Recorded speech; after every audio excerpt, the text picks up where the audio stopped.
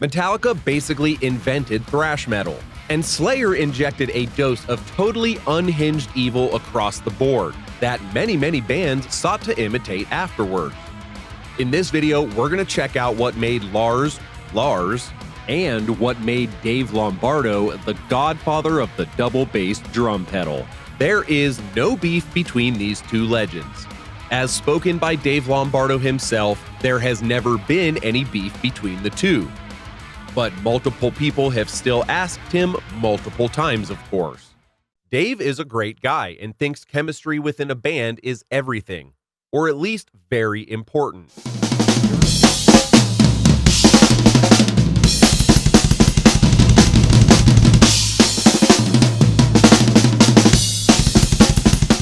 During a drum clinic, Dave Lombardo said this about Lars.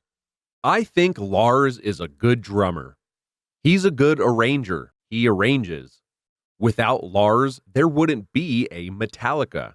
So you have to give him credit for what he does for the band." Dave Lombardo was born in Havana, Cuba, on the 16th of February in the year 1965.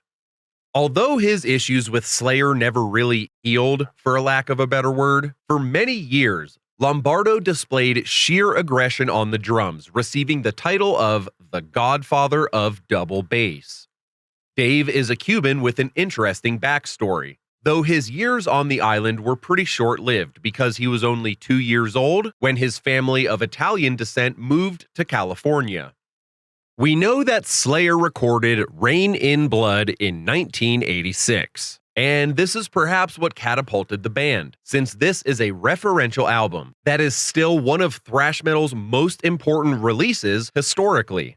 It's a metal album that has influenced a lot of metal musicians, and of course, especially the drummers.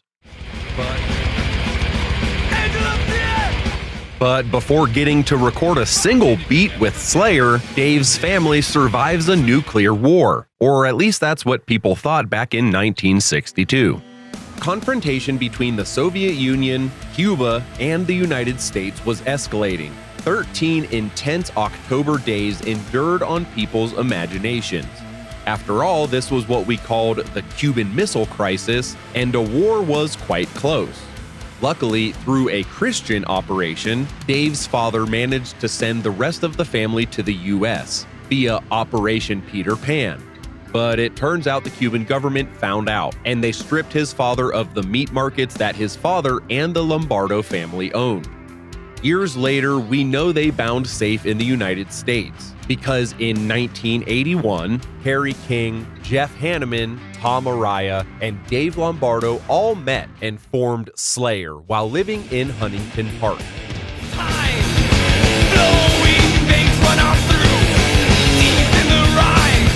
His fast and aggressive drumming is always aimed at the jugular. You know his style is unmatched, and Dave is known for his double bass drum technique that was such an innovation from drummers like Phil Taylor from Motorhead, aka Filthy Animal. But amongst all of his influences, Dave Lombardo said that Cuban music and drummers like Bill Ward, Mitch Mitchell, John Bonham, and others helped him find a foundation on his own style. He explicitly said that Angel of Death was influenced by Cuban Mambo. Los drum rolls que yo hago en la música que yo toco está muy influenciado como lo que tocan timbales, como Tito Puente, como Angel of Death. Double bass, eso es Angel of Death, you know? Pero con el doble bombo en el medio, eso una persona no cree que eso es lo que es, pero de ahí fue donde vino esa idea. As many of you probably know, Lars was born in Denmark in 1963, oftentimes being regarded as the rich kid from Metallica, oftentimes making him the target for criticism. But when Lars posted an ad in a magazine, him and James Hetfield both started a band that would forever change metal.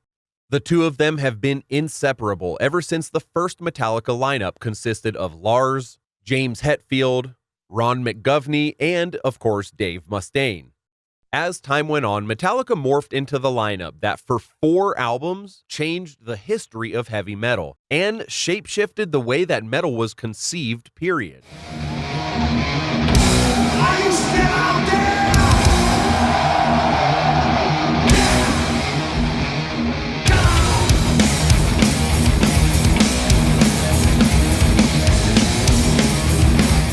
A much heavier and extreme subgenre saw Kill 'Em All gaining recognition as one of the first thrash metal albums.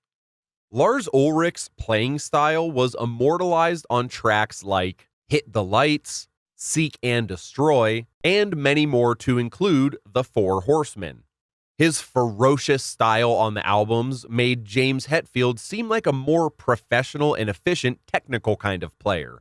This goes back to what Dave Lombardo was saying about Lars. It's really all about the chemistry.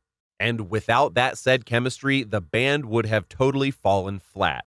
Back in those days, it didn't quite matter how accomplished these guys were. Teenagers weren't sitting around on the internet back then judging every minuscule thing there is to observe. Regardless of the opinion that you might have, Metallica continued to build on their own sound. While the band did introduce speed and satanic themes on Kill 'Em All, Ride the Lightning was quite a bit different, with doomier songs but still retaining some of their thrash roots. Can you do something about it? No. I can not fuck it up. Fucking it up or not fucking it up. Wait, Really? You're gonna choose that? Is it really a choice? Is it really a choice, though? Do your best. Is it a choice or destiny? The album is known for having one of the worst songs ever, according to the band. Escape was apparently a favor to the label, and I'm not trying to say it was an amicable deal, but that's just kind of how it went. Lars and the rest of the band saw a departure from basic and straightforward thrash metal riffs and started working more as a band, and this was reflected on tracks like Creeping Death and For Whom the Bell Tolls, which built momentum and added more depth to their songs.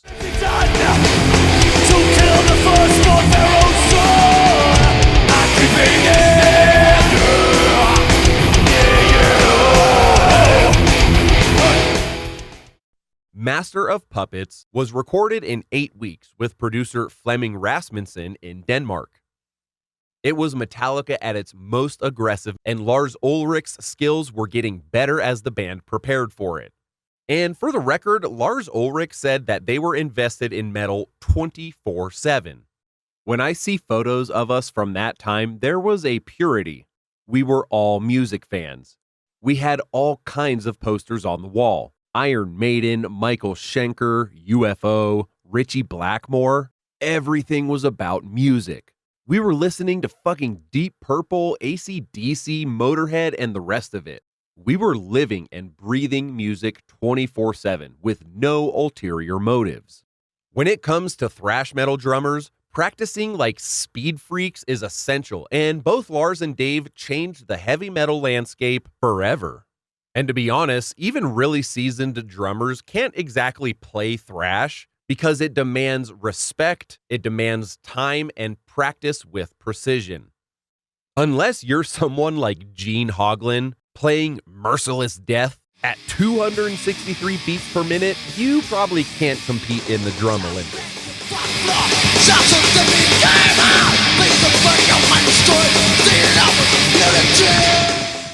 So who's your favorite thrash metal drummer?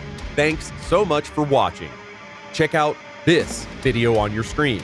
If you like the video, subscribe to the channel if you haven't already, give us a like, and hey, stay heavy.